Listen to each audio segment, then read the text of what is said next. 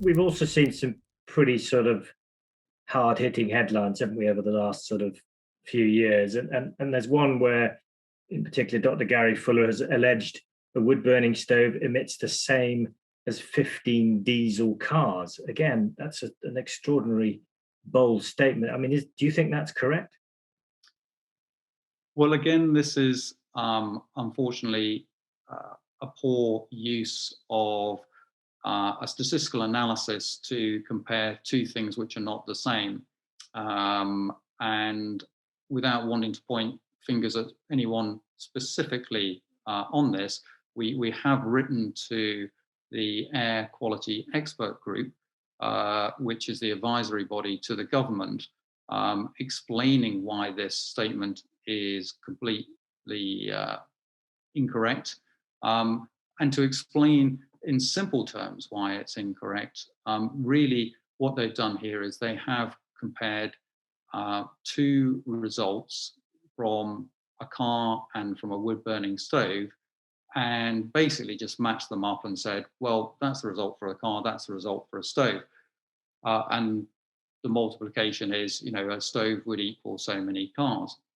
The thing is, these tests are not the same and they don't measure the same thing. So the test on a car has been done with a car running at a very slow speed, far slower than most people would be driving at and far slower than the average speed of a car, which is just about its lowest point in terms of production of particulate matter.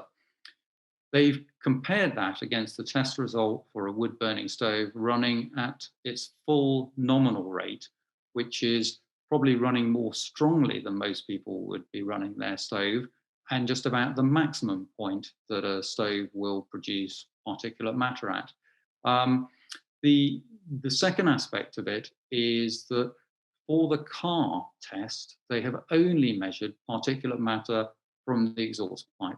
So this is only particulate matter coming out of the exhaust. Well, more than half of the particulate matter from a vehicle, whether it be a car or a lorry or a truck, comes from their tyres and brakes.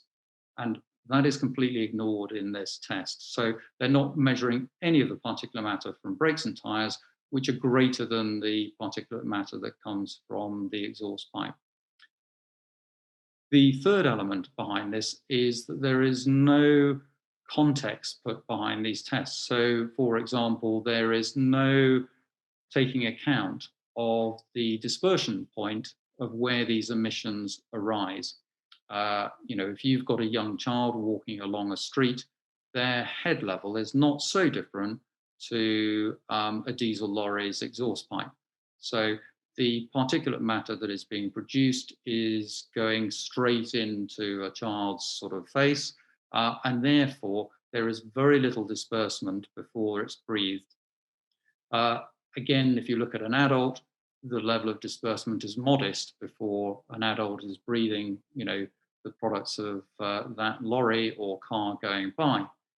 If you contrast that with a wood-burning stove, which will be venting up a chimney and dispersing at a relatively high point above the roof line of buildings, the impact of disbursement dilutes particulate matter considerably before it hits the sort of levels at which it'll impact on people. So none of these factors have been taken into account in these tests. It really is comparing apples with pears. And I really just, come back to the common sense point of, does it sound credible to make the statement that we know Gary Fuller has made, which is that burning a wood-burning stove is the same as running 8 diesel lorries up and down your street all night?